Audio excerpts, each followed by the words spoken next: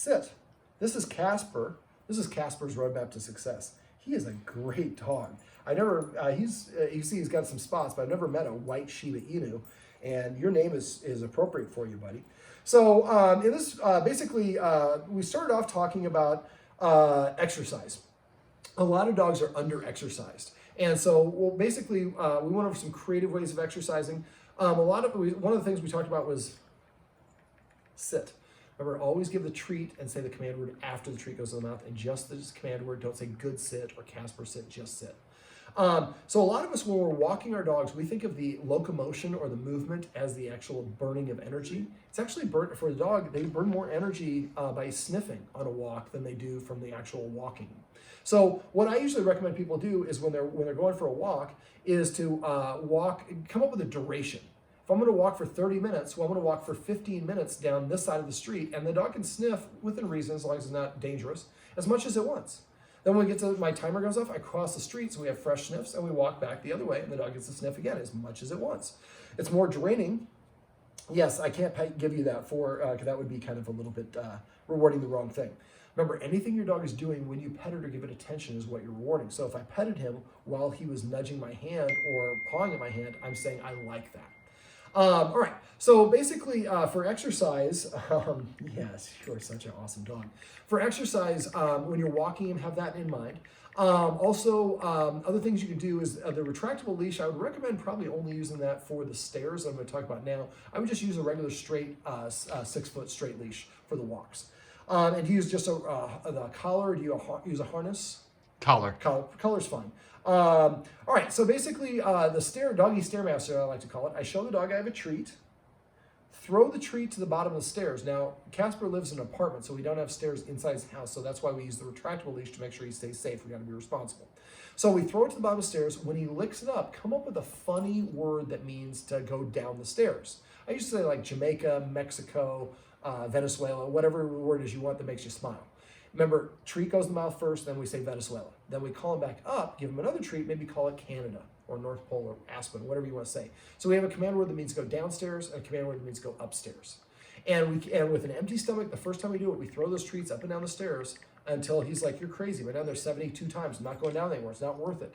Now we know what his maximum number is. We want to exercise him 50 to 75% of that maximum number multiple times a day.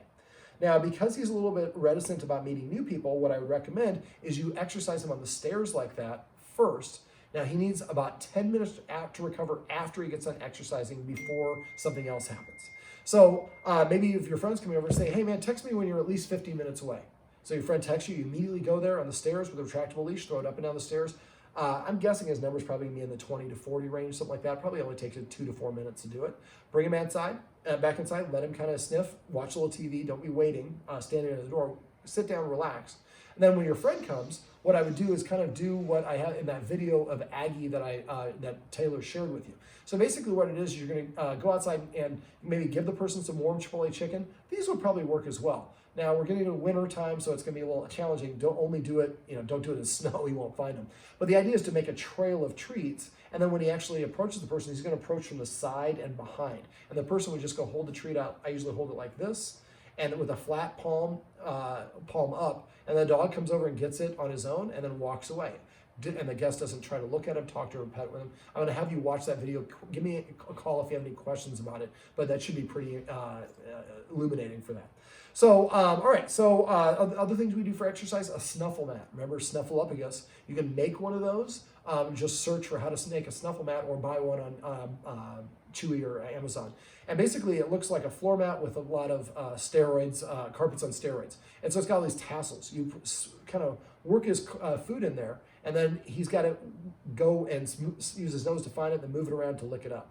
Now, make sure when you're feeding him that whoever's feeding is eating something first. And again, another opportunity to delay gratification. Put the food down on the snuffle mat, make him wait outside the boundary, and then you eat something first. And when you're done eating, then you go over and you tap it. And when he comes over and licks it up, come up with a word that means to eat. Sushi, since you like sushi, whatever you want to say. So every time he takes his first bite of food, you say sushi. Now, you could come up with a unique command word for the snuffle mat and a different word for the bowl. You don't have to, but you could. Just for 3 months, 4 months, every time he takes his first bite of food, whether it's a bowl or a snuffle mat, we say sushi. After a while, I say sushi, and he's like, that means I get to go eat. We've used classical conditioning to associate those two. And the snuffle mat, because it uses his nose, will all be physically draining. So it's a nice way to burn a little excess energy. I would definitely, if Daisy doesn't, maybe Daisy goes to daycare, maybe you feed him in the evening out of the bowl, because he's already probably sufficiently exercised. And then the days on the weekends or days where he doesn't go to daycare, maybe he has a snuffle mat for those. Also scent games. Google scent games. You can buy books and DVDs on it, but I would just Google a couple games. Really, it's just kind of hiding treats around, and then he goes around and uses his nose to find them every time he finds it. Say search, hunt, whatever the word is, and that's a nice game that you can do inside, which crappy outside. Also uses his nose, which burns a lot of energy for dogs. And it's also calming and stimulating for a dog to use its nose. So there's a lot of benefits to that. We also talked about rules. In Casper's case, his guardian has a lot more rules than most of my clients who have actually 0 rules. So not being allowed in the kitchen or around the dinner table, I would probably make the boundary around the dinner table a little bit bigger than what it is now. You want about 7 feet, 5 to 7 feet, somewhere in that range. Let me see, what else? Sit before you go out the door. Go to the door and tell him to sit once. If he doesn't sit, within 3 seconds, walk away, sit down, wait 1 minute, and then go and give him another opportunity to do it in 3 seconds. If he doesn't, then we walk away for 2 minutes, sitting down. For us, we're sitting down. And then next time we walk away for 4 minutes and sit down, 8 minutes, and so on. And eventually, as soon as we say sit and he sits, bam, open that door up like grease lightning. You could also do it for this door here. I would do it for all doors. The exercise I showed you with the kennel, it's kind of a version of that. And after a while, he'll just go sit at the doors at the door as his way of saying, I like to go outside. Another rule would be not being allowed on the furniture.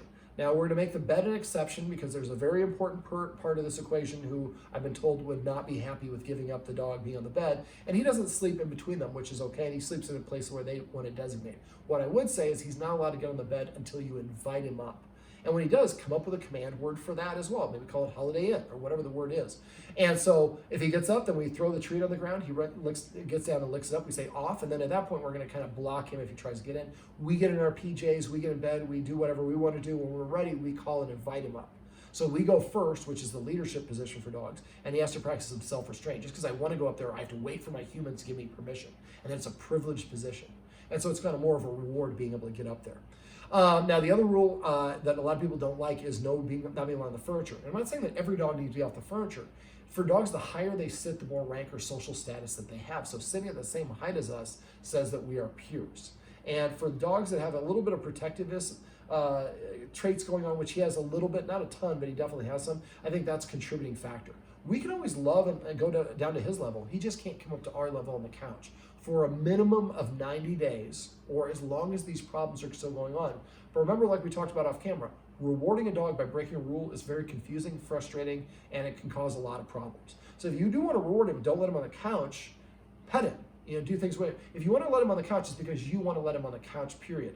But he needs at least 3 months of not being on it at all to get his neural pathways to lock in on a new behavior pattern. And to augment that, we showed him how to use the dog bed. Remember, the first way was toss 10 treats in a row, and every time he touches it, we lick up and we say the command, standing on it and he licks it up, we say the command word. After about 10 treats, then I leave one there. Now, your carpet's kind of hard for him to see, but your dog bed is awesome. It's the perfect color. We want light colors, light gray, white, or light cream, so yours is perfect. So basically, you just, the first way we do is we throw the treats. The second way was we leave one there when he's not looking and just observe, and as soon as he goes and licks it up, then we say the command word. Third way is I lead him into a sit or an LAY, put the treat in his mouth, and say the command word again. And then these are 3 ways to entice him to go there. Within a day or 2, he should start going on his own. When he does, pull a treat out of your pocket and throw it. So it's like, now when I come here, it rains treats, man. This is the most awesome place to be ever. Now, I'd also repeat doing the same process with the kennel. He's okay with the kennel. Some bizarro wannabe dog trainer who was horrible told the guy that it messes up dogs' alignment if they sleep on a bed or something. I've never heard of anything so ridiculous. So we have a dog bed back in the kennel. You might move it towards the front, somebody will put a little bit of a backstop in there. So when you throw the treats, as we saw, they were bouncing out. So you put a little piece of cardboard at the back, they kind of backstop it. And then so throw a treat in there, let him go get it, and let him leave. And keep doing that until he has no hesitation. Other things, anytime you get a new toy, you should get him a water buffalo horn. It probably will outlast the dog. And if he doesn't chew on it within about a week, give it to one of your friends who has a dog, let him chew on it for a week or 2, and then bring it back, he'll be interested. I would get him also some Nylabones, different shapes and sizes and flavors. And every time he gets a new toy or one of these things, he should find it in his kennel. So again, it makes the kennel an even more positive place to go. We want him to go in the kennel and actually just hang out on his own. Same thing with the dog bed. Now, eventually we want to get rid of the kennel completely, but right now it keeps him safe and it keeps the house from getting destroyed, which is going to keep him safe as well. But other things you can do is take a bully stick, drill a hole through the back of it, and take a zip tie, zip it really low in the back of the kennel. The only place he can chew it is in the kennel with the door open. So I'm practicing, again, being calm in the kennel and good things happening in the kennel. I'd also like to have you do the exercise every time you let him out of the kennel.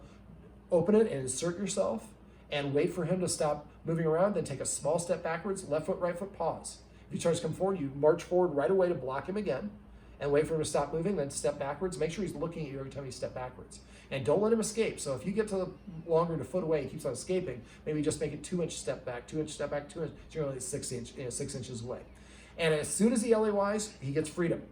Once he starts LAYing right away, that's when we start, within maybe about 10 seconds of going in there, or of us blocking. Then we're gonna, after he LAYs, wait 1 second and then invite him out. Next time, 2 seconds, 4 seconds. Gradually elongate it, and I wanna get to the point where you can come home, fly the door open, you don't have to block it with your legs. Come over here, make yourself a martini, go kiss your girl, change clothes, have a snack, and then you say whatever the word is. Now you can say come, but if you wanna create a command word, you can say, something, holiday, liberty, whatever it is you want to say, dollar bills, and then that means he comes out. So if you want to use the command word every time you call him out, say dollar bills every time you pop that treat in his mouth. And eventually that becomes a command word. I have a dog named Callie that I bring to my puppy classes, and I put her in a kennel in the back of the room with the door open the whole puppy class. Puppy's learning, barking, playing, and she stays in there. People are like, we practice, we got up there, and you'll get there as well. Just remember, small steps. If you have problems with that message, make sure you message me.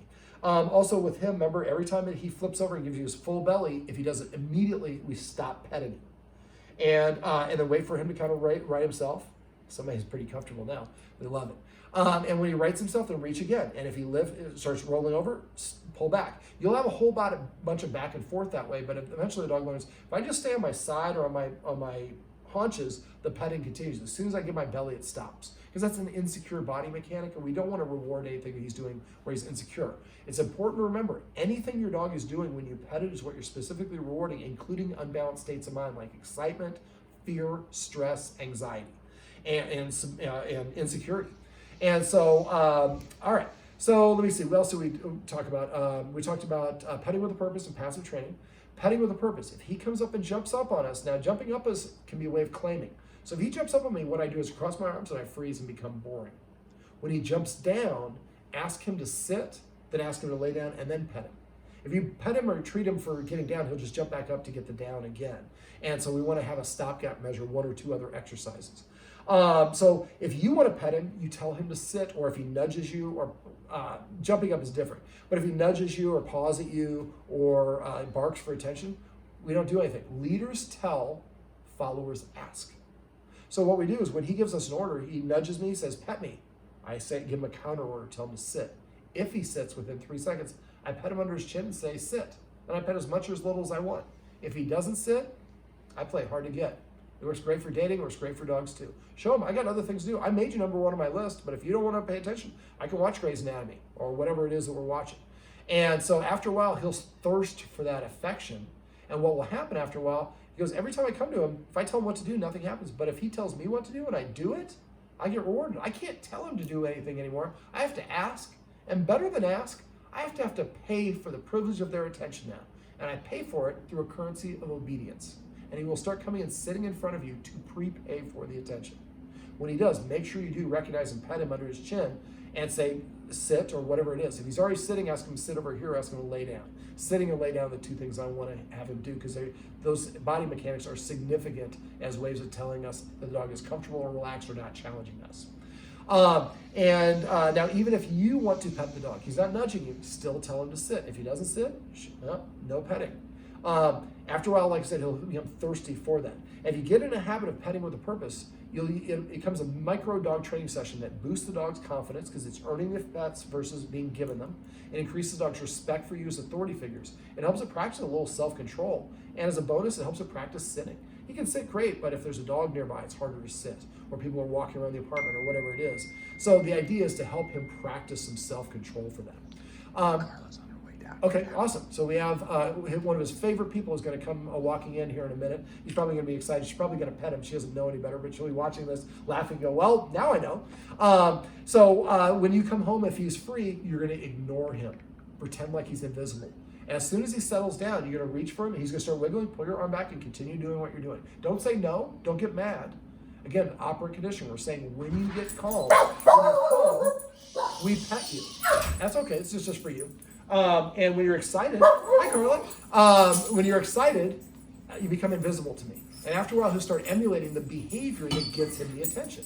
Carla's doing a great job by not petting him, and I'm not petting him because he's jumping up on me right now. Nothing wrong with the dog jumping up if you invite them up. He's making a decision. And the problem with that is if a dog jumps up on us, it can be a way of claiming us. And that confuses him into thinking he needs to protect us. And that confuses him and causes a lot of stress and anxiety. So I use the watchword of paycheck. So if someone comes to the room and sees I'm petting the dog and Casper's standing, they say paycheck. Even if I did it right, I stop petting. I tell the dog to sit. When the dog sits, I pet it on her chin. If it doesn't, I don't pet it at all. But let's say it does. I pet her on the chin, say sit, and say, actually, love, I did pet the dog, but when you walked through the door, the dog got excited and stood up, and I continued petting. But thank you, because I do forget to pet without a purpose. So paycheck is just a gentle reminder. We don't ever argue. Even if we did it right, we just stop. Down. That's passive training. Perfect timing, because that's what we're talking about now. Passive training is rewarding the dog when it voluntarily offers you the behavior that you like. Most of us train our dogs to do what we don't like because we don't realize that any attention to a dog is validated, even getting yelled at. You shouldn't yell at your dog, just not what we do. It doesn't really help them, but even if you're chastising the dog or dressing him down, but you're paying attention to me. The other two people in the room aren't getting attention. I'm getting all attention. And for us, it blows our mind. So for passive training, what it is we just wait for the dog to do the things that it does that we like, and we show the dog we like it. Come. As easy as that. I didn't ask him to come. He came near me, and that's the end result of a come. So I paid him, and I petted him, and I labeled what it was I was petting him for. If he SATs, I pet him and say SAT.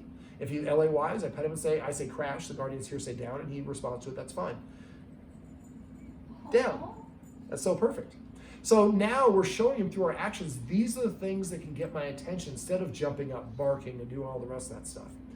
Let me see. Did I talk about the belly in this video already? Okay. So I do these a lot, and so I might forget some of the things. Now he, like I said in the other video, he was thrown out of a car. Sit. And then we had really not a good trainer. I won't even call him a trainer. An animal abuser that was masquerading as a trainer, and he came back, he was kind of growling at his guardian and some other things. And so now he kind of ducks down if anybody reaches for him. He didn't do it there because I already worked with him a little bit. So the exercise for that, I take one of these treats, I smash it, and I let him chew on it. While he's chewing on it, I'm breaking down the motion of reaching towards him, but I'm not even going all the way. So you see, he's not cowering, he's more interested in the treat, but something good and positive is happening. Sit, while a hand is coming down. So I'm mimicking that movement, but without the negative. He's not being actually struck. Matter of fact, he's getting a treat. And you see, he's not cowering and moving away. Speaking of which, when your friends come over, people want to meet him and say, can I pet him? You're like, sure, but we have a deal with him. We tell all people to pet him to stop 2 inches in front of his nose. Because we want Casper to know that if he doesn't want that person to pet him for whatever reason, all he has to do is turn his head down, turn his head to the side or back up, and the person will stop. And often it's what we don't do that helps the dog trust us the most. We think of petting as a good positive thing. We always pet on top of the head. See how he ducked his head down? That's a cowering body mechanic. So if anyone does pet him, make sure they pet under the chin, get that nose up in the air that confident dogs have. And a lot of dogs learn to be aggressive because people I don't want to be petted. People pet me anyways because we think the pet is a good thing. And one day the dog's having a crappy day and somebody pets me. I turn my head away and they pet me anyways. I snap at them and they move away. I'm like, oh. So I can make people move away by snapping at them, and that's the genesis of a lot of dogs that have aggressive behavior. The more that Casper sees humans are respecting me, the more that the less he feels he needs to deal with this. There's a woman in the room now, but men, we don't have to deal with this. Women have to deal with people touching them inappropriately, not grabbing their butt, but just touching their arm and stroking their hair. I had a woman that worked for me that was black, and after a while, she's like, white people come up and say, can I touch your hair? I'm like, that's really weird. She goes, yeah, I don't ask people to touch their hair. So I guess it's good that they ask. I mean, pregnant women say women just come up and touch the belly without even asking. That's pretty invasive. So we want the dog to recognize that I'm empowered. I can tell people no and they listen to me. So that makes me feel more confident in the situation. All right, what else did we go over? We went over the escalating consequences. I don't think you'll need them very much, but you can use them if you need to. We also went over the car. He doesn't like going in the car. And so, and what I like to do is I break things down into the easiest version possible first when a dog doesn't like how to do something. So in the car situation, he probably doesn't like the motion of the car. Flop is what I call this one. So what we did is we went into the car. We had some very high value food. And we opened the door, and he wouldn't go in. And the guardians have been picking him up because they have to go places. They're not doing it abusively, but then he kind of cowers, and then he's pooped in the car, and he just doesn't like it. And he's communicating, I don't like it, but we have to take him to daycare or wherever it is, and we don't recognize and see those things as communications. So what we did is we went out, we opened the door, and then I opened the passenger door, and I leaned through the car, and I held a treat, the really high value treat, and he came, and he just came. All he had to do was approach the door. He didn't have to get in the car, just approach. Next time I held it, he had to approach a little closer, a little bit closer. The next time he had to actually take one step on the car. And I think that's all that we had to do. After that, he just started jumping the car. And so that's the first stage, just getting him to approach the car. Sometimes I do it with the door closed. We were able to do it with the door open. Next stage is he gets in the car. And every time we give him that chicken, we say the word car or automobile or whatever the word is that we want to use that means go to the car. But all we're doing is we're repping going in there, and we actually walked out in the hallway, turned around, came back in, opened the car door, he jumped in, we get in the chicken. And the next step would be make sure he goes to the passenger seat, then we get in the driver's seat and close the door. Actually, the first step, or the next step, I might just have me in the passenger seat. I just get in, I don't even close the door, and then I get out and call him out. And then we close the door, go out the hallway, repeat the whole thing. So I get in, I might take the keys out, jingle them. But I don't even put them in the ignition. I put them back in my pocket, we get out. So we're breaking it down in each step along the way. Eventually you get to the point where you can actually put the key in, turn the car on, and again, you've turned it off and taken it out and repeated. But eventually you can get in and turn the car on. Car starts, you open the garage door, and again, the garage door up and down should be, again, its own step. And eventually you put it in reverse, let it idle all the way back, and then put it in neutral, or put it in drive and let it idle all the way back in, close the garage door, and we get out. Very simple movements. If he does have motion sickness, hard accelerating or braking or hard turns are going to make him feel more uncomfortable. So the idea is eventually we get in the car and we drive maybe around the complex parking lot, idling, just very slow, getting his sea legs essentially. And then eventually we do it more and more and more, and we go longer distances, and eventually he will like going in the car because it represents, first of all, I get chicken, and then I've taken away the motion sickness, and it's kind of like running without the exercise. Dogs are not lazy like we are. They actually like the exercise. All right. Make sure that you're eating something before you feed them. I think I talked about that. I'm trying to think, is there anything else we went over?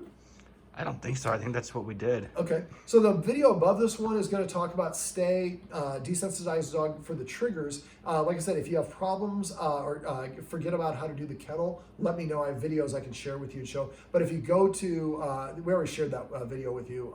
But anything else you want to look up, go to doggoneproblems.com, click on dog training tips. That's the section where I have all the videos. It's free.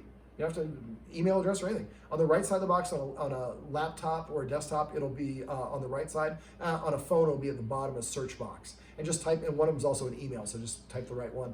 But you can search for stay, kennel, whatever the things are that you want to go over. That's pretty much it. Casper, why don't you come over here? I want everybody to see. Remember, if he's got that lean with his back legs, let's see if we can achieve one here. That's an indication he's uncomfortable. There we go. Yeah, well, that's not a lean, but we're just going to wrap this one up. How about a sit? Can you sit over here and face the camera? I should have shot you a hand targeting exercise. Well, this is Casper, and this is Casper's roadmap to success. Remember, everything you do trains your dog. Only sometimes you mean it.